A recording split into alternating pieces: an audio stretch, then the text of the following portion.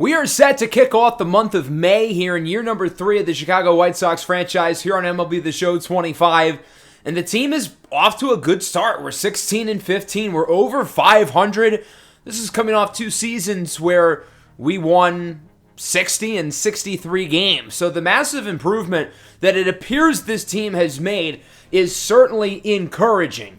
We showed some flashes in March. The offense looked good very early in the year, and that has fully carried over through the month of April. If you exclude our most recent series where we got swept in Seattle, we are 5-0-1 in our last series. We had not lost one since the home opening series against Kansas City. That is really, really impressive, and we'll see if we can keep it going in the month of May against what I believe is a much easier schedule than we had in April. At one point, we were in first place in the division. Now we are tied for second. We're only a half a game out of the playoff spot. Granted, it's April. I don't want to get too ahead of myself. But the momentum train did come to a screeching halt as Kyle Teal, who's been our best player this year, if not maybe second or third, suffered a knee injury that put him on the 60-day injured list. He was hitting .411 before he got injured and was the MVP frontrunner in the American League. He was playing so well for us to start this year. And ever since we lost him, the offense has noticeably regressed. Granted, it's a 5-game sample, but we are 1-4 without the guy who was in first place for the MVP before he went down.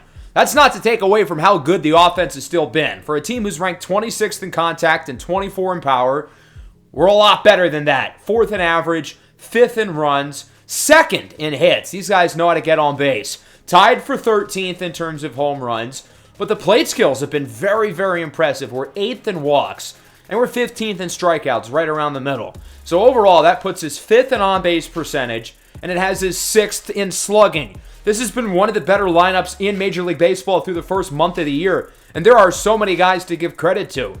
Douglas Cato missed some time with an injury, as is the course with him, but when he's played quite well. Granted, he has struggled as of recent, but he did have a stretch where he had 3 consecutive days with a homer. I didn't know he could play 3 days in a row, let alone homer and such. Then there's Escobedo, who's come out of nowhere and has been the best contact hitter in baseball through the first month of the year, hitting .393. He's cooled off over his last 10, only hitting .351. He comfortably leads the AL in batting average and hits, and is currently 8th in WAR. His 1.6 WAR is the second highest of his career, and it is higher than his combined WAR in 2 seasons with the White Sox, and he's done it within the span of a month. Luis Robert is playing well. Brian Ramos is hitting for solid contact, although the power has been disappointing. Edgar Quero is only hitting .198. He's going to be our most important player through the month of May with the loss of Kyle Teal, and I'm confident that he will play better than he has been. I think he's been more unlucky than bad. He's hitting for good power, he's hitting the ball hard overall, and he's doing a good job of drawing walks and getting pretty deep in accounts.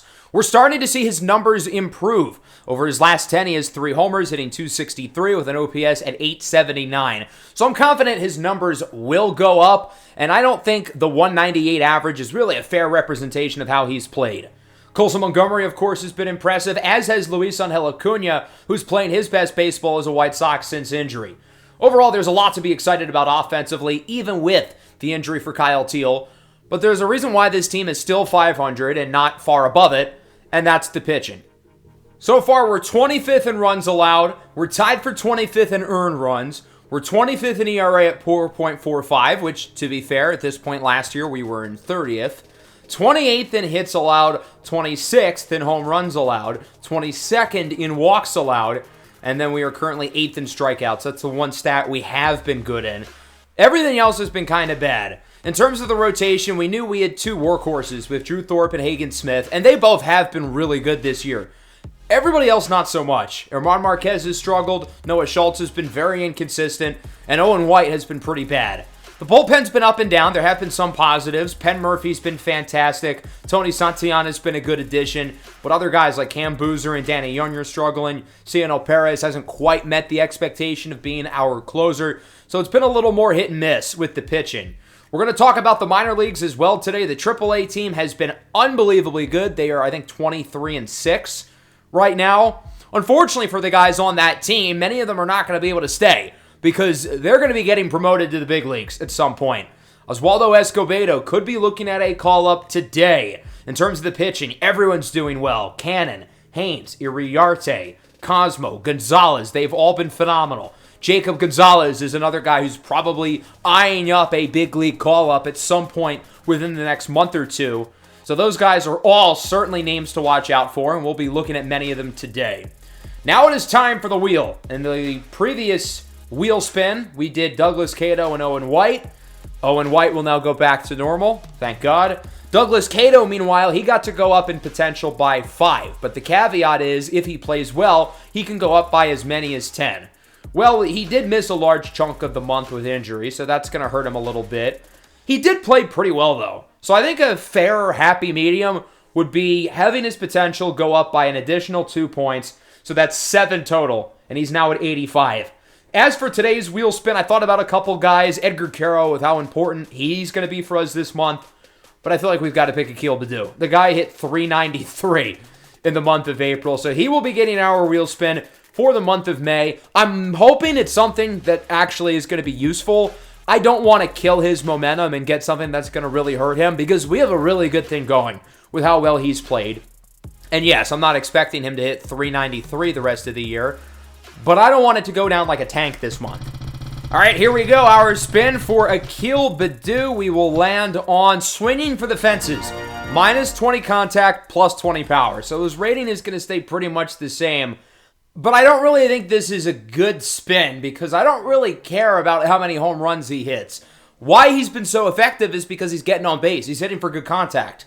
Now his contact ratings are in the 40s. So while I did not expect him to hit 393 again, I'm a little worried that his batting average is going to take a noticeable dip, even if it means the home runs are up. Let's talk about the division that we're now going to spin for today. We're going to pick the NL East. As I said going into the year, I think this is the last hurrah for this Braves core. And if they're not a playoff contender by the trade deadline, they're going to start to really sell the farm. And they're struggling so far. And a big reason why is that the Bailey Ober trade has been a massive flop. And it seems like Minnesota got rid of him at the right time. Well, the wheel is not doing him any favors. Elbow soreness, limited innings, and that should obviously say May, since that's where we're at right now. So basically, he has to throw less than the 28.2 innings he's thrown to start the year. If he does, great, he has nothing to worry about. But if he throws more innings than that, which he probably will, given that he's probably going to pitch better than he has through the first 6 starts of the year, then he's going to have to spin the wheel of Tommy John, which could be a nothing burger, but it could be bad. The Marlins have been very impressive this year. Their pitching staff has been really good, and a big reason for that is John Means. And he landed on a very good spin, boosted, plus 20 boosts all per 9 stats for the month.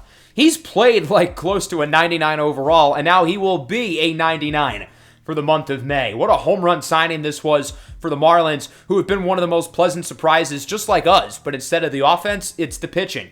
The Mets have been kind of disappointing so far, and Kyle Schwarber has been a big reason for that, only hitting 200. He lands on Mr. Versatile, add a new secondary position. This is not a very useful spin because Kyle Schwarber cannot play defense. He played catcher when he was with the Cubs, so I figured I would do that, but if the Mets ever play him at catcher, then they are stupid. The Phillies are in first place of the East. They've been the team to beat in this division over the last few years, and that has not changed. Randy Arozarena has been a great signing for them, and he will get a nice power-up, plus 8 to all hitting stats, and if he performs well, he'll get to keep those boosts. The Nationals are a weird case because they're in last place, they're not playing well, but they weren't expected to play well. I thought about Dylan Cruz, but he's currently injured, so I'm going to go with James Wood instead. He lands on light work. All stats will go up by +1, including potential. Easy enough. So he's now an 84 overall, looking to continue on what has been a very promising season. We do have to check in on one spin from April, Cedon Rafaela, who landed on suspicious surprise, meaning that he has to spin the wheel of suspensions for the rest of the year. It doesn't really seem like the steroids have worked, though, because he's been pretty horrible. 188, OPS at 580? His ratings went up, not down. So he will spin this 5 times throughout the year until he lands on yes, or if he just lands on no every time, then he will get to keep his boost permanently. Well, sure enough, he lands on yes. So Cedon Rafaela is popped for PEDs. He will get suspended for 60 games, and then from there, we'll see if his ratings will go back to what they were, if they will be worse than what they were previously, or if they will get to stay high. which might honestly not be a good thing considering how bad he's been. So now that our housekeeping for today is done, we're going to start by actually going over some minor leaguers. We're going to play some player lock games with some of our most notable players. I will say we are going to make some changes to the AAA rotation because with Owen White's struggles, it makes more sense to have one of these guys come up, and we're going to roll with Jonathan Cannon. He's been really good through the first month of the year in AAA, so we're going to bring him up to the majors. And I think some combination of Jagger Haynes, Jairo Iriarte, and Wilkerman Gonzalez will all get opportunities later in the year. Of course, Jacob Gonzalez has been very impressive for us here in AAA. We're going to have our first player lock with him today.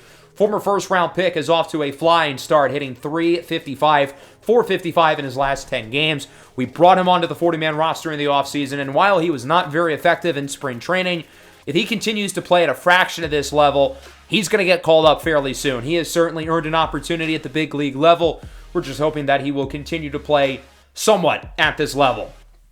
We're going to play against the Buffalo Bisons today, the AAA affiliate of the Toronto Blue Jays, and we're going to take a look at Richard Gallardo, who's been very good himself on the mound. ERA sub-2, whip barely above 1. Much like our pitchers, he's been really good. Already down 2-0, not off to a great start into the third. 2-2 for Gonzalez, rips it to first. Nice snag for the first out of the inning. A really good defensive play. We would cut into the lead. Adam Hackenberg with a solo homer. And now the bases are loaded here in the top of the fourth. So things could get really interesting here with a big hit. First pitch of the AB, grounder to short. And the Charlotte Knights will leave him loaded. I guess Jacob Gonzalez is a pretty good fit for the White Sox then. I guess we've got to bring him up. Oswaldo Escobedo gives us the lead, though, with a 2-run double, making it 3-2. Against Colin Palouse on the mound now. This one is skied into the outfield. And Jacob Gonzalez is 0 for 3 so far today. He has not been all that great. We will move into the ninth. Tied at 3. Cam Collier, who was part of the Vladimir Guerrero Jr. trade, ties the game. Gonzalez, meanwhile, goes down on the sinker. He's 0 for 4. He will get one more chance, though, in the 11th. It's 4-3. Tristan Gray gives us the lead with an RBI double. Brendan Little, who just struck him out, is still in the game. I don't love the lefty-on-lefty matchup here. I think Gonzalez is more comfy against righties, as it's a dribbler over to short. Should not have swung at the low inside sinker, but the throw is off. An error by the Bison. Gonzalez reaches base. We've got 2 on, nobody out. There's no way we lose this game, right? We don't, thank goodness. We're able to hold on to the win, 4-3. We didn't score anybody there in the 11th, despite having 2 on with nobody out. But the pitching came in and shut the door. 2 scoreless extra innings from the bullpen today. Enoli Paredes with his 14th save of the year. He's been really good after not making the roster out of spring. He might get called up sooner than later, given that some guys in the bullpen have kind of struggled. Alexis Cosmos, 7 innings, 2 earned. He started the year slowly, much like last season in AA, but he's adjusted nicely and is starting to really play well. Now we're going to player lock with Oswaldo Escobedo, our very first draft pick of the series. He has dominated AAA pitching. I mean, he has been awesome so far. And with how well he's playing, I think it's a matter of weeks, maybe days, until he gets called up to the big leagues. He was pretty average, I would say, last year in AA, but here in AAA, he has been awesome. He looks the part of a major leaguer. He is hitting for power. He is hitting clutch. He's driving guys in, and he's hitting for a high average. Dana Rooney, another 2025 draft pick, will get the start for the Bison. He's also been really good. A lot of good pitchers we're seeing across AAA. So Escobedo is up here in the first, batting in the 3-hole, 327 average currently. He rips a liner to first, just like Gonzalez's first at bat. And again, it is caught. Getting the start for us today will be Owen White, who was just sent down from the big league team. ERA of 9, whip at 2.2. He was not very good. Cam Collier puts Buffalo ahead 1-0 into the fourth. Rooney's pitched a perfect game so far, for what it's worth. That is until now. Waldo with a single in to right. And the Knights give themselves a base runner here. Finally, our first one of the game. We would not score Waldo, but we would tie it. Solo homer by Claudio Rubio, as it's now knotted up at 1 here in the 7th. Waldo now hitting .330 on the year, as this one is skied up into the outfield. This one's got a little carry, but it will be caught. Probably looking at one more at bat as we will fast forward into the 9th. Same score. So a big opportunity here for Oswaldo to potentially give us the lead. We're facing off against a lefty. He's better against left-handed pitching. as that one goes over the glove of the first baseman for a base hit, his second of the game. That'll give us 2 runners on base here with 1 away. Really good chance to score, potentially put ourselves ahead. And sure enough, we would not get the job done. They would score 2 in the 10th to win it 3-1. The offense did not have a good game. We had 4 base runners and just 3 hits, 2 of which were by Oswaldo. He was good. Nobody else was. Owen White, 7 innings of 1-run ball. He pitched really well, as did Dana Rooney. So now we're gonna move down to Double-A. There are a couple of guys in Birmingham who I want to take a look at. We've, of course, invested a lot into the first base position, our most recent first-round draft pick, and our international free agent. And we're going to player lock with both of them. Martin Burt's first professional game, I think he had 3 hits and a home run. He has not been able to recapture the magic since then and has been very average. He hasn't homered since his Birmingham Barons debut. We'll see if we can change that here against the Chattanooga Lookouts, the Double-A affiliate of the Cincinnati Reds, who are 13-11, while the Barons currently sit at 12-12, although our run differential is really bad. We are lucky to be 500, so I guess it's a credit to us for finding ways to win games, but also it's like, this team hasn't been very good. There is a noticeable difference for us between the Double-A talent and the Triple-A talent. There's a reason why the Triple-A team is 24-7. Javi Rivera will get the start for the Lookouts. He's pitched in 11 1/3 innings out of the bullpen, has not started in a game yet for them until today. Martin Burt, batting in the 3-hole, is up here in the first inning. 666 OPS. I guess he is the Andrew Nemhard of minor league baseball. Shout out Nemby, as the count is 2-1. I think Burt's got really good plate skills for an 18-year-old. That's a nice fastball to take. Now sits ahead 3-1. With Arsen de la Fontaine on deck, we're going to player lock with him in the next game, as Burt hits this ball high in the air, pretty deep into center field. Back at the track, at the wall, it is gone! Martin Burt sends one over the fence. His first home run since his Double-A debut, second of the year. And the Barons are on the board here in the top of the first inning. Good to see the power from Martin Burt. There's a reason why we drafted him 6th overall, even though he was like the 6th guy on our board. We still liked him quite a bit. And he sends that one over the fence to give us the early lead. That lead would not last, however. Jay Allen ties it at 1. Koperniak with a 2-run homer to make it 3-1. We do have a runner on base here in the top of the 3rd for Burt, who will look to potentially give us another big hit here. Up the middle, that one goes for a single. Martin Burt off to a good start today, as he is 2 for 2. And we'll see if Birmingham can bring in these 2 runners. It would be De La Fontaine who would get the at-bat, and he does not. Big spot here for Burt. Top of the 5th, same score, runners on the corners, 2 away. So we can really do some damage into this scoreboard, as the ball is hit high, does not have a lot of carry, and Martin Burt will leave 2 runners on base. So we're unable to do some damage there. It remains 3-1. Burt, the only source of run support up to this point, with his home run back in the 1st. We will travel forward now later into the top half of the 7th. The exact same spot. Runners on the corners, 2 away. We've cut the lead to 1 with an RBI by William Bergola, and we're facing off against the lefty. Burt is better against lefties. He hits it fairly well into right, but it is caught by Jay Allen II.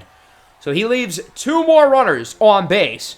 I guess on the bright side, that did not end up being the difference, because the bullpen played like poo-poo the rest of the way, and we ended up losing by the final score of 7-3. On one hand, Martin Burt played a really good game. 2 for 4, his first homer in like a month, so it's hard to not be too pleased with that. But he had some big opportunities with runners on base twice and failed both times. He, as well, would be a perfect fit for the Chicago White Sox, because we love leaving runners on base. The rest of the offense was fairly mediocre. We did draw 5 walks, which is good. Sal Casey, who's one of our top-ranked prospects, did not play all that well. He also got injured in this game. He bruised his arm, hence why he was taken out after only 3 innings. So now we have one more player lock to go through, and that is with Arsen de la Fontaine. The French-Canadian first baseman has gotten off to a good start with us. 3 home runs. Contact has been solid. OPS in the mid-800s. He's been a little inconsistent on a game-by-game basis, but I think he's been pretty good. Obviously, the offense needs to be good with him, considering he offers nothing at this point defensively. He is versatile. He can play most of the spots in the infield, but he isn't particularly good at any of them. I do like, though, that he is hitting for good power. We've kind of eased him in there. He isn't starting every day yet. We've played him roughly every other day, and he is still amongst the team leaders in home runs. We'll face off against Jack Cushing, who is 4-0 in 5 starts. His numbers are good but not great, but he's winning games. So De La Fontaine will get his first at-bat here in the second inning. Finds himself behind in the count 1-2. And this one is skied into the opposite field. It has some carry into left, at the track, at the wall. It is caught. Not quite enough carry for probably the best raw power hitter on the Double-A team, maybe in our system overall. William Bergolla makes it 1-0, so we have the lead here in the fourth. De La Fontaine behind in the count 0-2, and he goes down on the changeup, swinging a little bit too early. He's only 19 years old. It's not going to be perfect. He certainly swung a little too early there. Solo homer, though, for Oscar Colas, so we now lead it 2-0. Luis May is now on the mound for the Lookouts, as the count is even at 1-1. De La Fontaine hits this one into the left center gap. It's got some carry. At the wall, it is gone!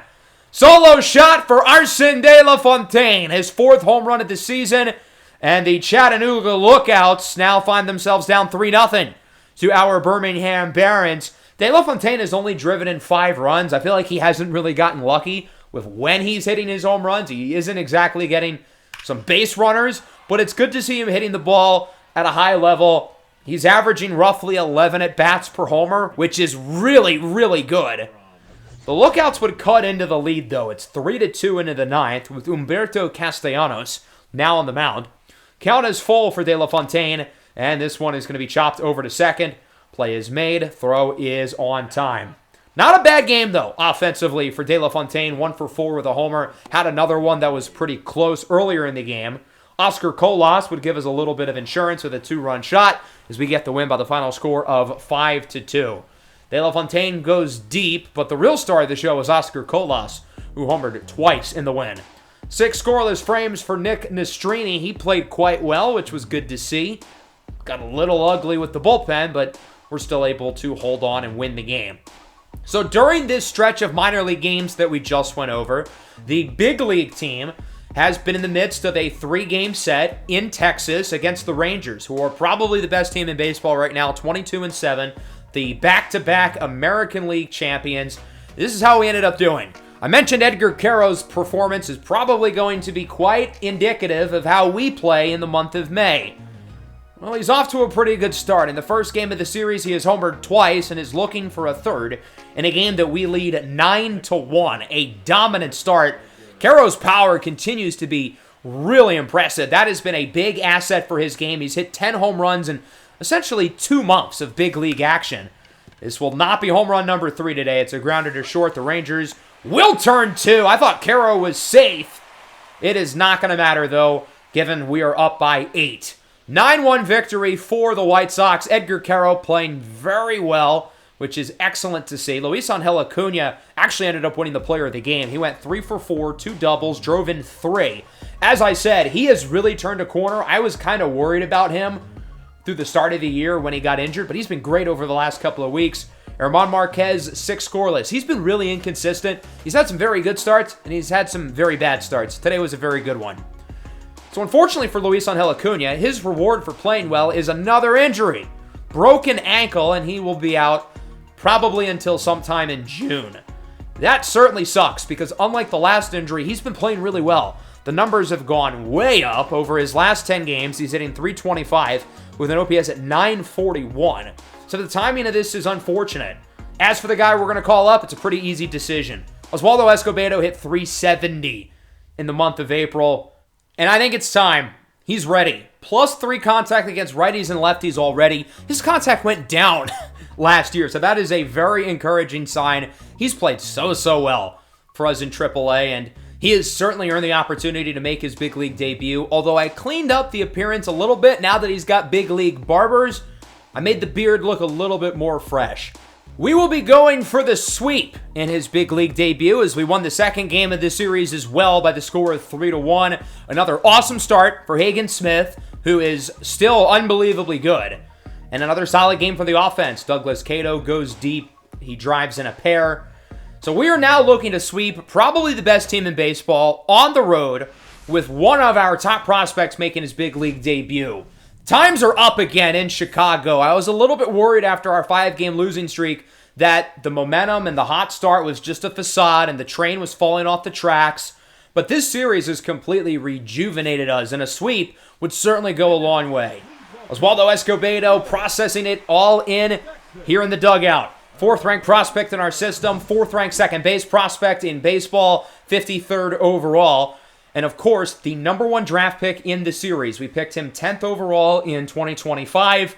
He has quickly made his way up through the minors, was pretty good last year in AA, was outstanding the first month in AAA. Who would have thought that game we just played with him in the minors could be his last minor league game ever? He will be batting 5th today as we take a look at Cody Bradford getting the start for the Rangers. He has been awesome so far this year. Why are we seeing all these great pitchers? 1.42 ERA, 1.03 whip. It'll be a challenge for Waldo in his big league debut. We're already up 2-0. Escobedo continuing to ball out with a 2-run double. So far, the changes made to his attributes have not hurt him at all. He has still been awesome. As we'll show the entirety of Waldo's first at-bat, the high slider in for strike 1. Waldo's a very good clutch hitter, so it's nice that we have a runner in scoring position. 0-1, fastball goes in high, and the count is even. I think Waldo's plate skills are pretty solid. I wouldn't say they're great by any stretch, but for a 19-year-old, they're quite good. Another high pitch, he'll let that one go and finds himself ahead 2-1 against Bradford, who certainly has a compelling case to be a Major League All-Star this year. 2-1 on its way, this one is popped up. Looks like an unexciting first career big league at bat, as it will be caught at second base for the second out of the inning. Good play there by Marcus Semien. That'll fast forward us into the third. It's 2-1 with a solo homer by Corey Seager, hitting it off of Noah Schultz, who gets the start for the White Sox today. Facing off against the lefty Bradford. Rips the first pitch into left field. That one's going to fall. First career big league hit for Oswaldo, and he's looking at extras. Will walk into second with a 2-out double. The first of hopefully many big league hits for the former first-round draft pick hailing from the Dominican Republic, Oswaldo Escobedo. That baseball will be saved for Waldo. He really hits lefties well. He's definitely a lot better against lefties than righties as of right now. So that's really the one favorable part of this matchup against Bradford, and we saw it in that at-bat. Josh Young ties the game up at 2, though, as we move into the 5th. Certainly a slow start for Bradford, but he has not allowed a run since the top of the first. He has settled in nicely. Escobedo hits this one well into right, but maybe a little too well, as it is caught by Jock Peterson for the final out of the inning. That'll teleport us into the 8th. Still a tie game at 2. We're facing off against a Hall of Famer in Clayton Kershaw. It's nice that it's a lefty, but making your big league debut against Clayton Kershaw, that's got to be a little intimidating. 1-0, Escobedo hits it well into center, and it is caught by Robbie Girard, which is awfully fitting because we almost drafted Robbie Girard, and we picked Escobedo ahead of him. Into the 9th, Corey Seager, 2-run homer to take the lead. Look at this. Bases loaded, 2 outs against Ryan Helsley, who's one of the best closers in the game. What a spot to be thrusted in your big league debut. A chance to be the hero or be the zero. He's a really good clutch hitter. I'm confident with him in this spot. Our team has hit surprisingly well with runners in scoring position. We've hit surprisingly well with the bases loaded. Not going to be easy against a guy like Helsley, but he watches the first 2 pitches and has the count even at 1. Oswaldo Escobedo, what do you got for me? About as big of a situation as you can ask for in your Major League debut. The 1-1 hits this one high into center. Girard misplays it originally. He is under it and will make the play. Kind of ominous that Escobedo's big league debut is caught by the guy who we passed on for him in Robbie Girard. Unable to get the sweep. Rangers win it 4-2. Oswaldo Escobedo, with the biggest at-bat of the game, leaves the bases loaded. So we're already 1 game in, and he has made himself quite at home being a Chicago White Sox, I don't think he will have any trouble fitting in with this group, clearly. 1 for 5 with a double was not a great debut. He did hit the ball fairly well. The fly out in the 5th, he hit pretty hard. The fly out in the 8th, he hit pretty hard. The fly out in the 9th had some carry, at the very least. Corey Seager was the star of the show for the Rangers, homered twice, including the clincher in the 8th. So we'll see if we can get the series win in the final game against the Rangers, and then after that, the schedule really softens up. The next 4 series we have are against teams who all currently have worse records than us. The Giants, the A's, the Blue Jays, and the Yankees are all currently worse than us at this point, bringing us to a 3-game set in Milwaukee against the team who beat the Rangers in the World Series last year in the Brewers. So against the Giants, Drew Thorpe broke his hand. Not good. He'll be out for a month or 2. He didn't pitch very well in the game he got injured, a 5-8 loss. Braden Montgomery homered, so that's pretty nice. Emmanuel Rivera had 3 hits, but Thorpe did not pitch very well. And we also lost the last game against Texas, while Montgomery and Escobedo both had errors. So we're going to bring up Jagger Haynes to replace him. He's pitched quite well so far in AAA after he was pretty average in spring training, but he's been very good so far here in the minors, although he's had a couple starts as of recent where he kind of had some hiccups, but his last start, he went 6 1/3 scoreless. He started the final month of the year for us in September last year and was pretty good. 4.28 ERA, 1.28 whip. He was very respectable. Hopefully he'll be up for a little bit longer than 5 starts, and hopefully he can pitch well in the absence of Drew Thorpe. Going into this next game against the Giants, the bases are loaded in the top of the 7th in a game that we are trailing by 1. Luis Robert will get the at-bat. He is 1 for 3 so far today against Landon Roop. As this one is hit up the middle, Loop is able to make the play. Throw to first is in time, and the Sox leave him loaded. Maybe we were only allowed to be clutch for 1 episode, and now we have reverted back to normal. That's probably what ended up happening. Ultimately, we would still get the win because we raked down the stretch. Badu, Rivera, one of the Montgomerys, and Escobedo all bringing in runs to help us win this one 8-4. The offense hitting the ball extremely well down the stretch. A nice win here in Oracle against the Giants to try to revive what was once a very promising West Coast road trip, winning the first 2 games in Texas, then losing 3 in a row and losing our best pitcher for a month. Akil Baddoo has gotten a base hit in every game since the ratings change. His average is down a little bit. It's only 375. Escobedo had 2 hits. He's hit for really solid contacts so far in his big league career. Herman Marquez was pretty average, but the bullpen was great. Jordan Hicks was solid, although he didn't strike out anyone, which is weird because he's a strikeout guy. Impressive by us to not swing and miss against him. Now in this series against the A's, bottom of the 9th, 2-1. Mason Miller on for the save with a full count against Edgar Caro, who draws a walk. Tying run at second, winning run at first, a big spot for Akil Baddoo, and this is where he's destined to shine. High clutch rating, high power, high pop-up. Jacob Wilson under it. He will make the play for the second out of the inning. Looking to get this series started off well after losing the Giants series and losing our best pitcher. But it's going to be a challenge with, speaking of players we know from the Giants, Mason Miller looking to get the save. Nick Maton was going to get the at-bat, but I decided to go off the bench and go with Braden Montgomery. Yes, he's a little less proven than Maton, and he hasn't been very good this year, but I want to see what he can do in a big spot. And he goes down looking 101 from Miller. BMO does not seem to like the call, and the Athletics take this one by the score of 2-1. So solid win for the A's. I almost called them Oakland. I will continue to call them Oakland, probably a little bit on accident and a little bit on purpose, pretty much forever. Colby Thomas with a 2-run shot, the only source of runs for the A's, but that's all they needed. Really good game from Jeffrey Springs, really good game from the bullpen. We did not hit the ball very well in this one. Escobedo's gotten a hit in every game he's played in, so that's kind of cool. He did get another error, though, which is not as cool. Noah Schultz got the loss. He pitched pretty well, though. 6 innings, 2 earned. So now we move to this series against Toronto. Akil Baddoo is a 12-game hitting streak, although he's not really the guy to watch. Look at the bottom right. Luis Robert, 4 for 4, 3 homers. He's driven in 6 in a game that we lead 12-3. Good to see the offense crushing the ball because we did end up losing the A's series. We only took 1 of 3 against them. So that's back-to-back series losses against the A's and the Giants, 2 teams who had worse records than us. Certainly encouraging to see us dominating against Toronto. We'll see if Escobedo can up the hitting streak to 13 against Jake Bloss. Up the middle, nearly kills him, and it goes for a single. The hit streak sits at 13 for Escobedo, and for reference, when we first made the changes to his ratings, I think his hit streak was at like 2 or 3 games. So this is so impressive. He's gotten a hit in every game, even with 40 contact ratings. As for Luis Robert, he will get the chance at 4. The last guy to do it was 7 years ago. J.D. Martinez with the Diamondbacks, although Kyle Teal had a chance last year. Well, good take against Brent DeGoose.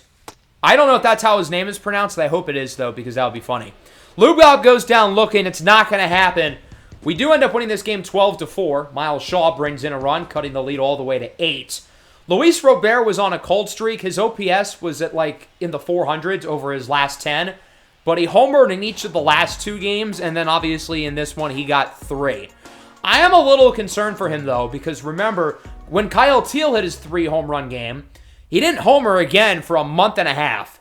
So hopefully that's not the case with Lubob. Escobedo, his first game without a hit. Everybody else got one, though. Hagen Smith, 6 innings, 2 earned. He actually got run support. I don't believe it. Escobedo now has a 13-game hitting streak on the line. We find ourselves down 7-3 here in the bottom of the 8th, so doesn't look like we're going to win another one. We should have donated some of those 12 runs. Against Yariel Rodriguez, another guy we know from the Giants series, it is a grounder to short, and it looks like the hit streak is probably over for Escobedo. Well, not so fast, partner. If Bedu would get one more chance in the 9th. Edgar Caro with a sac fly to make it 7-4. And now look at this. 2 on, 2 outs. The game is down to Bedu, who is the tying run. Sharp grounder to short. This should do it. And the throw is way offline. Keep going. Keep going. Everybody move it. Arjun Nimala went for the short throw at second to end the game, but it's an error. Run scores, and the tying run is at second. Oddly enough, they're going to give him a hit. I mean, that clearly was not a hit, right? I mean, what are we doing? I'm not complaining whatsoever. But that is a horrible call. That's an easy throw for Arjun Nimala that he blatantly missed. It did not cost Toronto the game, though. They would still win at 7-5. Escobedo's hit streak continues in a very unprecedented way by not actually getting a base hit. I guess it's a Mickey Mouse streak now, but it's better than no streak at all. We ended up with 12 hits in this game, which was more than them. Trey Savage left the game early, I assume with an injury. As for us, Romeo Sanabria had 3 hits. He's hitting .360. Maton, his first home run of the year. Caro brought in a pair of runs. Luis Robert with an error. His first error since season 1. Noah Schultz, meanwhile, 4 innings, 6 runs allowed, only 1 was earned. Big injury in the minors. Sal Casey broke his hand. Same injury as Drew Thorpe. He'll be out for a month or 2 as we hop into the Yankees series. We did take 2 against the Blue Jays, so that's a success. Escobedo has also been a success. 2 for 2 with a homer. He has scored twice, and he's walked twice. He has not cooled off whatsoever. He continues to be awesome. Here in the bottom of the 9th with 1 away, this could do it. Wells on the ground. 5-4-3, double play. And the White Sox win it 2-0. Yes, Cianel Perez is able to get the save. Jonathan Cannon throwing 8 scoreless innings in his, I think, just second, maybe third start back in the big leagues. The problem with Cannon is that he was so inconsistent. He had some really good starts, and he would always have some really bad starts. This certainly being one of, if not the very best starts of his big league career. The offense was certainly led by Escobedo, who, I mean, I'm running out of good things to say about him. He's awesome. Luis Robert did have another error, though. What's going on? Our Gold Glover has had 2 errors in the last, 4 days. So now we find ourselves down 5-4 here in the 9th against the Yankees. Luckily, Escobedo is up, so we might be saved. Facing off against Devin Williams. Bedu's average at .369. Nice. As that one will go for a base hit. We're going to keep all the runners where they are. There's nobody out. I don't think it's worth the risk. The one problem is we're now loading the bases. So we're probably going to find a way to blow it, even with some of our best hitters, including this guy coming up. Luis Robert behind 0-2 already against Devin Williams. Jesus Christ, that was filthy. Where is pitching ninja when you need him? Interestingly, the Yankees would go to the bullpen after that. intriguing decision. What makes the decision even more weird is they're bringing in Anthony Banda. 6.65 ERA. He has not been very good this year. When you're only up by 1 and the bases are loaded, this feels like a strange spot. They get back for Brian Ramos. This one is hit high and deep into right field at the track. It is caught by Judge. Looking to tie the game on the sacrifice. Escobedo is safe. We're not up at 5. To be completely honest, that ball really was not hit very deep. But Yankee Stadium kind of gives you the illusion that it was. Now into the top of the 10th, tied at 5, 2 on. Banda is still in the game, and to his credit, he's pitched all right. Here facing off against Nick Maton with a pair on and 1 away. He goes down on the slider. Great pitch by Banda for the second out of the inning. And that'll now bring up the bottom of the order. Oswaldo Escobedo, who's had a good game today, 2 for 3, hitting .275. He's hit for really good contact so far in his big league career, as this one is flown well into center, but it is caught by Spencer Jones. Escobedo really hasn't done anything else well other than hit for contact. The defense has been bad. The power has been bad. The plate skills have been bad. But at least he's getting on base and hitting for a high average. The Yankees, unfortunately, would end up walking it off. Lamont Wade with a winning RBI single, 6-5. So the Yankees do take this one in 10 innings. We were unable to score in that extra frame, which is unfortunate. Although, we had some guys play well. Colson Montgomery goes deep. Escobedo brings in 2 more runs. Jagger Haynes, who, remember, made his debut at Yankee Stadium last year, was not particularly impressive. Neither was Garrett Cole, though, to be fair. The hitting streak is up to 16 for Escobedo. The game kind of looks like a lost cause. We're down 7-2. Maybe Baddoo can change that if he extends the hitting streak again. And he's got the bases loaded. Here against Scott Efros. This one is on the ground. Scooped at first, and it will be a double play. They got him! I thought for sure he was safe, and that would bring in a run. But we are unable to. Baddoo would not get another at-bat. The hit streak is over at 16 games. Honestly, it's a miracle it lasted this long. If you were to tell me his first, 13 games of the month, he would get a base hit after that wheel spin, I would say you're out your goddamn mind. But here we are. Even with his contact ratings in the 40s, he is still dominating. His average, the lowest it's been in a little while, 366, which is still remarkable. Braden Montgomery had a solid game. That's good to see. Escobedo brings home a run, as does Colson Montgomery. German Marquez was not great. Certainly not an impressive performance from the pitching, while Luis Teal, who's been really bad this year, was quite good. So over this 12-game stretch against teams who are worse than us, we only went 5-7, which isn't horrible, but it's not great either. So the first time this month, we are back under 500. 23-24, which, if you were to tell me this was our record 47 games in at the start of the year, I'd be pretty pleased. But given that we were 16-12 at one point, it is a little bit unfortunate. So we are going to make a move here going into this Brewers series. Cam Boozer has not pitched well at all this year. I was hoping he would figure it out here in May, and he just has not. ERA into double digits. WHIP is at 2.5. We have not used a minor league option on him for what it's worth, although at 34 years old, I don't really care that much. So we're going to send him down to AAA. There are a few good options in terms of guys we can call up. Kyle Nelson and Enoli Paredes both spent the entire season last year on the big league team. They've both been quite good here in AAA, but ultimately I think Paredes has been a little bit better, so I think we're going to roll with him. In 23 1/3 innings, he has been probably the best closer in minor league baseball this year. .77 ERA, WHIP barely above 1.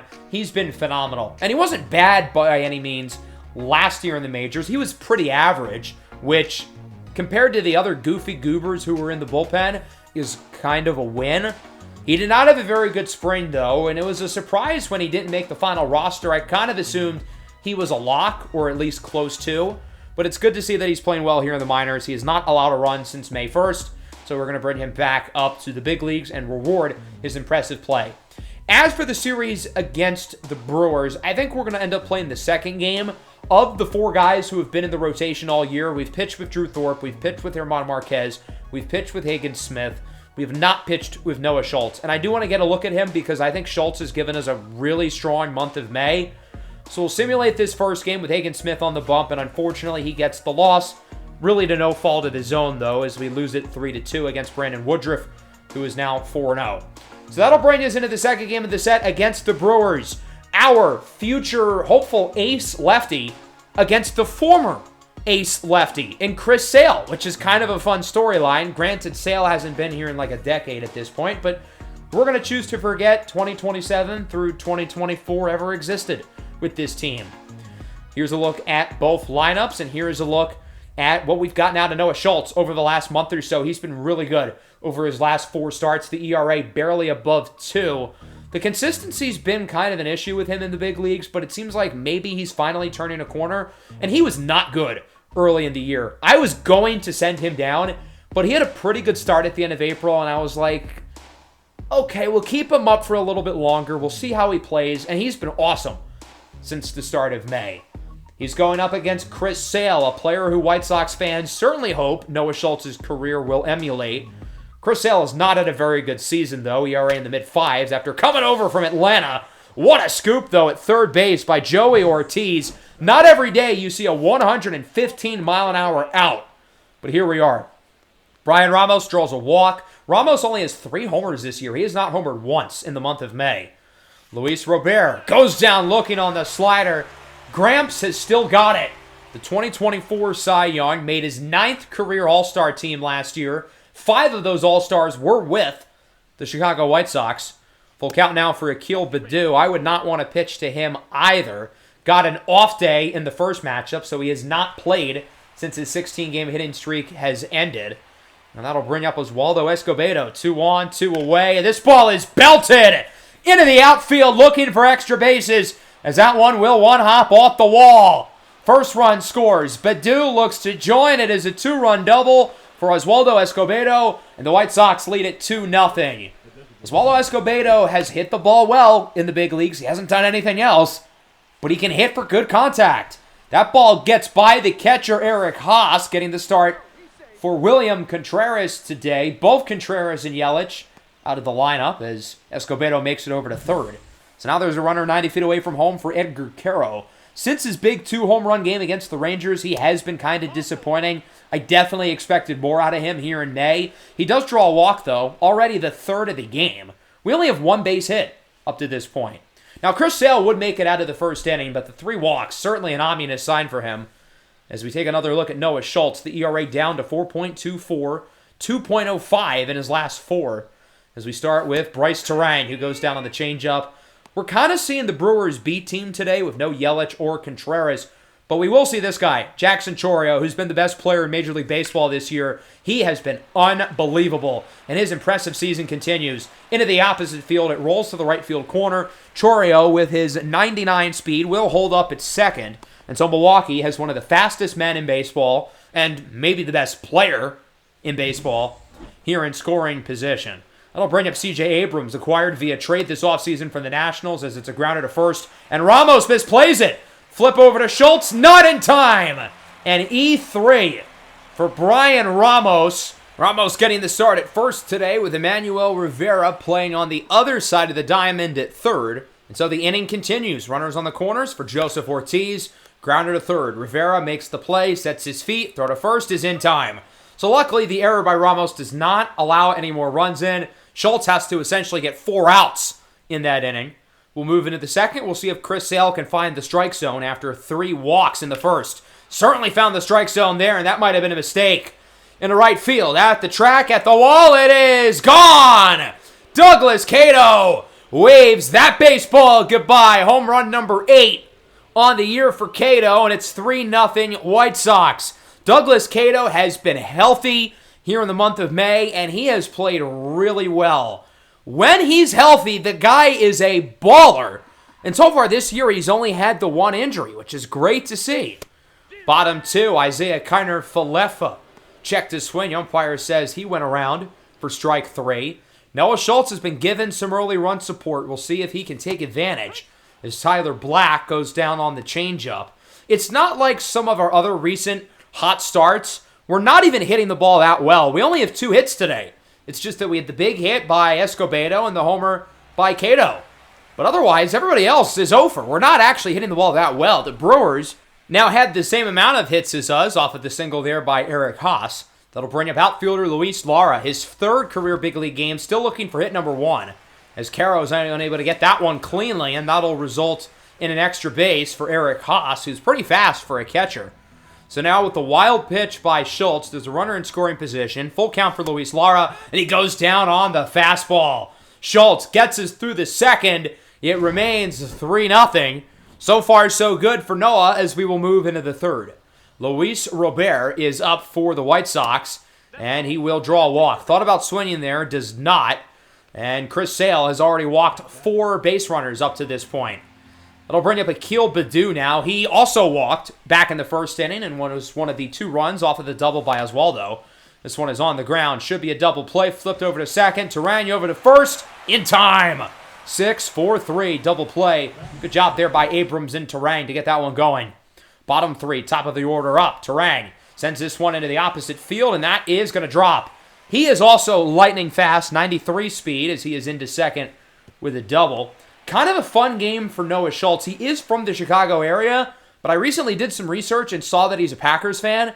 How can you be a Packer fan from Chicago? That's gross. I may not like the Bears, but that's just way worse. That's nasty, as he does get the strikeout, and he also gets Jackson Chourio. You know, if Noah Schultz was not such like a cool baseball player, I'd be a lot more mad at him for liking the Packers and being from somewhere else, specifically Chicago. But he's a baller, so I can't really get too upset. Edgar Caro strikes out. We'll go bottom 4. Joseph Ortiz over to first, gets by Ramos for a base hit. And Ortiz starts the inning with a runner aboard. Interestingly, we have not gotten a base runner since the second. We still only have 2 base hits today. The double by Oswaldo and the homer by Cato. Isaiah Kiner-Falefa draws a walk. Shaky start for Schultz. Notice right when I talk about him liking the Packers, he forgets how to pitch. Those things have to correlate. On the ground, could be 2, and it is. Good hustle by Schultz over to first to finish it off. A 3-6-1 double play. We'll see if Eric Haas can bring him home, as that one will get by Montgomery, and it's 3-1. The Detroit legend gets in a run off of the Packer fan. That feels right. I mean, it shouldn't feel right because it hurts our team, but it does feel a little right, I'll be honest. Luis Lara now pops it into center. Lou Bob is under it. He'll make the play. Certainly a rocky inning for Noah Schultz, but overall, he has pitched a pretty good game so far. 4 innings, 1 earned. That'll bring us into the 5th. Romeo Sanabria goes down looking. We're giving him the start at catcher today. I don't want Edgar Caro playing catcher every single day. Caro is, of course, still playing, though, as a DH. As Cato rips it into left for a single. It's been a while since our last hit, which was all the way in the second by Douglas Cato. So from there, Chris Sale will be taken out of the game. He'll be replaced by Nick Mears, who has not been very good this year. Was an all-star a year ago, interestingly enough. And so that'll bring up Luis Robert. Runner aboard, 2 away, behind 1-2. And this one is grounded over to second. Terang makes the play. Throw to first is in time. So we finally get another base hit, but we don't do anything with it, as it remains 3-1. We will move into the bottom of the 5th inning. We'll see if Noah Schultz can continue to pitch well. His pitch count is starting to get kind of high, but he's still producing, so we're going to keep him in for now. 2 away. Pitch number 100 against Jackson Chourio. Grounded to third. Rivera makes the play. Throw to first is in time, despite the speed of Chourio. 5 innings of 1-run ball for Noah Schultz, and that will bring us into the 6th. Escobedo is up for the White Sox. Count is even, 2-2. And he gets plunked! Charge the mound. He was aiming for your head, dude. I mean, you've got to swing once or twice. Colson Montgomery, 2-2. This one is popped into the opposite field. Has a little bit of carry, but it is caught. Montgomery's had a good month of May. We haven't really talked about him a ton since the March episode, but the guy is still playing really well. Coming into this game, his OPS was above 900. It's gone down since, but he's been really, really solid this year. Bottom 6, C.J. Abrams up the middle. Montgomery, what a play! Throw to first, no, not in time. So Noah Schultz's leash there was 1 base runner. He allows the base runner, and I don't want to risk Milwaukee really doing some damage, so we're going to take him out. 5 innings of 1-run ball for Schultz, so far at least. He could allow a second earned run, but overall, another really good start for Noah Schultz. His ERA in the month of May now below 2, as he will be replaced by Tony Santillan. Speaking of ERAs below 2, 1.99. What a great acquisition he has been for this team, coming over from the Reds via trade in the offseason, having the best year of his career, or at least he's on pace to. Runner goes, throw from Sanabria is not in time. And so that is a stolen base for C.J. Abrams, already his 13th of the year. One away for Isaiah Kiner-Falefa. Goes down on the slider. Good pitch by Fontaine for the second out of the inning. We'll see if he can get through the frame as he now faces off against Tyler Black. Grounder to second. Oswaldo Escobedo. Throw to first is in time. Waldo has not been very good defensively, so I'm holding my breath every time he has to make a play, but he does that time as we move into the seventh. Abner Uribe is one of the most fascinating relievers in baseball because he's really good. But his walks per nine rating is 18, and that has led to a lot of year-to-year inconsistency. Year one of the series, he sucked. Last year, he was really good. This year, he's been really bad. Romeo Sanabria up the middle, base hit. Uribe's hits per nine rating is a 99 for what it's worth. He has allowed, I'm pretty sure, more walks this year than hits. But Romeo Sanabria is having none of that. Douglas Cato now 2 for 3. And remember, his only out went 115 miles an hour. So he's really hitting the ball well. That is until now. On the ground. Double play. End of the inning. We still only have, 4 base hits. The 2025 draft class has really carried the offense today. Everybody else only has 1 hit, which was the single we just got from Sanabria. Eric Haas leadoff single. I feel like Baddoo could have made the play there against his former Tiger teammate, but he just does not. He lets it drop. So we're going to take Fontaine out of the game after that point. The hit wasn't really his fault. It was a pretty bad defensive play and right by Akil Baddoo. But we will replace him with Declan Cronin. I'm a little bit worried to see how this goes. His ERA is in the 7s. I like the skill set, though. We've had him loosening up for the last couple of innings, so I figured he's the guy that's ready. But he has not been very good so far this season, and his struggles will continue. First big league hit for Luis Lara, and it's a big one. Into the left center gap, it will go for an RBI double, and the lead is within 1. As it is now 3-2, the Brewers can easily tie the game. They have a runner in scoring position with nobody out, and they'll do just that. Bryce Terang into the left center gap. We are knotted up at 3. So the nice lead that the White Sox had is quickly evaporated with a pitching disaster class from Declan Cronin. Now he will face off against the number 2 hitter, Sal Frelick. Count is full, and he will draw a walk. So Cronin's 3 batters, double, walk. That is not good, and we will take him out swiftly.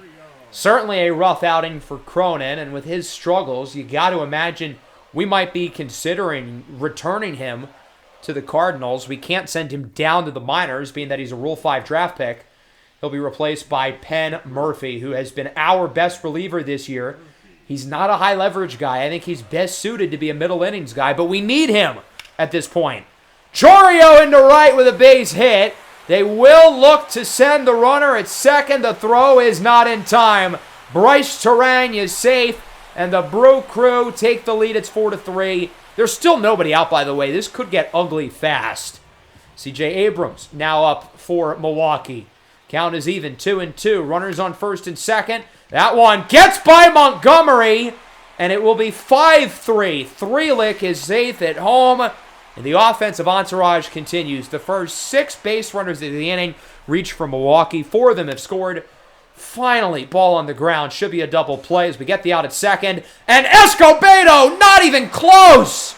Airmails the throw to first. Ortiz moves up to second. Chourio moves up to home. And it is now 6-3. Luckily, they would not score after that. Liner is caught by Emmanuel Rivera. Well, that was rough. Tony Fontaine allows a run. Declan Cronin allows 3. And the Brewers get a 5th off of the throwing error by Oswaldo Richardson. That just hurt my soul to make an Anthony Richardson joke. As a member of Anthony Richardson FC, I apologize for my comments. Aaron Ashby in for Milwaukee. He strikes out Luis Robert on the circle change. The back end of the Milwaukee bullpen is really strong. Akil Baddoo now belts this one into right center. We needed to get a hit from somebody, and how fitting. It's by the guy who's been the best contact hitter in Major League Baseball, other than maybe Jackson Chourio. It's a double for Baddoo, who has reached base 3 more times today with a walk, a hit by pitch, and now this. Big spot for Waldo. Up the middle. Nice scoop by Ashby. Throw to first is in time, and Milwaukee gets through the 8th, up somewhat comfortably 6-3. We'll go to the bottom of the 8th, where we will take a look at Enoli Paredes, making his first big league appearance of the year after a great start to the season in AAA. Last year, he threw 97 innings, ERA at 4.18, whip just shy of 1.5. Looking to keep the lead where it is at 3. We do not want Milwaukee to add to it even further. Here's Luis Lara with 1 away, swinging a miss on the fastball. Good strikeout by Paredes, as that will bring us back to the top of the order. 2-2 for Bryce Terang, and he goes down on the slider. First big league inning of the year for Enoli Paredes is a successful one. And now they will look to get the save with Trevor McGill, who was also an all-star last year, 12 of 14 in save ops with an ERA of exactly 3 on the year. He's let up 6 runs in 18 innings. Maybe he can allow 3 more. That'd be pretty nice. Full count for Edgar Caro. They call that strike 3. It was low, but clearly not low enough. Colson Montgomery working a long at bat. This is pitch number 11 of the AB, and it goes for a walk. Good job there by Colson, working the count, waiting for the right pitch. He didn't end up getting it, and so he is aboard. 2 away now for Romeo Sanabria, who hits this one well into center. It will be caught. And the Brewers win this game 6-3, a game that was very winnable for us. We had the lead for much of it. We scored the 3 runs early. We held the lead into the bottom of the 7th, but we just kind of collapsed. I don't think the bullpen can get the full blame. It really was not a good performance from the offense. We only had 5 hits through the entire game. We had the big hits early, but then we only had 3 more after the first 2 innings. Douglas Cato, of course, was good. He had multiple hits, including a home run, but nobody else was all that impressive. We had 2 errors. Escobedo continues to struggle defensively, and unfortunately wasted away. A great start by Noah Schultz as the bullpen, specifically Declan Cronin, was not good. And with Cronin's rough performance, we are going to make a switch. He's been up for a month and a half, and it just has not worked out. His ERA is up to 9.2. His whip is at around 2. He's just not very good. We're going to put him on outright waivers. I don't think he's going to get picked up. I imagine he will be returned to the Cardinals. Kyle Nelson, meanwhile, will come up. He has allowed homers in 2 of his last 3 outings in AAA, but he was pretty respectable for us last year, much like Enoli Paredes. So from there, we're going to get through the next week. Last game against the Brewers, 4 against Minnesota. The Twins have been quite disappointing this year, and then 3 against a team who has not been so disappointing, the Los Angeles Dodgers. So we lost the last game against the Brewers 5-0, and while the offense has played better here in Game 1 against Minnesota, we are losing. For now, Akil Baddoo has other plans. Into left field, it's a walk-off winner for the White Sox, snapping their losing streak. Akil Baddoo is the hero as the legend continues to grow. We have learned a lot about Akil Baddoo here, I feel like, in the month of May. Even with his contact ratings in the 40s, it has not mattered. The guy continues to absolutely rake. And here he is winning the game for us against a very solid closer in Griffin Jax. Sending it into the opposite field. Pimps it with a bat flip immediately. What a story. What a season it has been for Akil Baddoo. Coming out of nowhere. A guy who was traded for pennies a couple years ago. And I never mentioned this in the offseason, but we were this close to actually trading him away. I felt like his arbitration price was kind of big.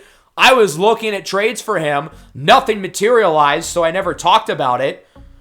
But thank God it never happened, because he's been the best player on the team this year. Edgar Caro homered as well, his 8th of the year. Solid start from Jagger Haynes, one of his better performances of the year. And then the bullpen finishes off the job. Here in the second game, it's 7-6 again. We've got another chance for a walk-off. Colson Montgomery comes in as a pinch runner, and Edgar Caro will come in as a pinch hitter. Not that Caro and Montgomery's batting averages all that far apart, but I trust Caro a little bit more. And I guess it backfires because he goes down looking. Good pitch by Johan Duran, who is in for the save today instead of Griffin Jax. It'll come down to Daniel Schneemann. We have not talked a lot about him today, but he gets a base hit into left. Schneemann has not been the addition we would have hoped for. He's barely hitting above 200, but he keeps the game alive here. 2 on, 2 away for Douglas Cato. 1 for 2 today with a double, an RBI. He's gotten on base a bunch of times and has scored 3 runs. Can Cato be the hero for the White Sox? First pitch of the at-bat. This one is skied into center. That one certainly will not have enough carry as it is caught by Byron Buxton. And the Twins end up getting the win by the final score of 7-6. Not able to get the walk-off 2 nights in a row, unfortunately. But the offense still played fairly well. We only had 7 hits, though. But we scored 6 runs. We did a good job of scoring. We did especially good late in the game. Pablo Lopez had a great start. Homer for Ramos, his first in like a month. Triple for Montgomery. German Marquez had a pretty good start, but Hayden Wisniewski had a really rough game. I'll give him a pass because he's been very good this year. His ERA is at 2.35 even with the rough outing. As Declan Cronin is returned to the St. Louis Cardinals. So we're going to move forward about a week ahead, and unfortunately, the Akil Baddoo walk-off did not give us the momentum I would have hoped. We lost the last 2 games against Minnesota. We've lost the first 2 games against the Dodgers, and we're looking to avoid the sweep. 2-1, bases loaded, swing and a miss for Luis Robert against Michael Grove. If you're looking for the bright side here, Luis Robert not getting a base hit was not the difference because the Dodgers added 4 more runs. They end up winning this game 6-1. Our team has fallen mightily over the last 2 weeks. And today it was the offense. German Marquez gets the loss, although he pitched pretty well. It was the Shohei Ohtani show, though. 2 hits, 2 walks, 2 RBIs, and he got the win. Doing Shohei Ohtani things. Edgar Quero drove in our lone run, while Marquez pitched a pretty good game. Had no strikeouts. Still pitched pretty well, though. But, yeah, it's been a tough few games for us. We have not had an off day since the 13th. Thank goodness we're getting one. But since our last off day, we're 2-11. That's not good. That puts us at 24-33. We are towards the bottom of the American League now. Only the Blue Jays, Astros, and Angels are worse. So we really didn't take advantage of the rough schedule in May. We only won 1 series, which was against Toronto. Of course, the injuries have been much of the reason why. Drew Thorpe and Kyle Teal, I feel like, are the 2 biggest anchors of the team. Thorpe is the leader of the pitching staff. Teal behind the plate with the production he's given us offensively. Luis Angel Acuna getting hurt really sucked, but we're going to get him back soon. We're going to get Corey Julks back soon. And Cody Hosey will be taken off the IL. He will be returning. I know it says he's out for 3 to 4 months, but I had to, edit his injury to keep things realistic. But he will be back after tearing his ACL last June. So maybe he can give us a spark because he showed some good things before he got hurt last year. Well, if we want any chance of really coming back in this division race, it starts right away. 6 games against Cleveland and Kansas City on the road. Curious to see how we perform and ultimately are able to prevail. So that'll wrap up the episode. Hopefully we can turn the ship around. I guess I was kind of right to be pessimistic at the end of the last episode, given that we did not have a very good month of May.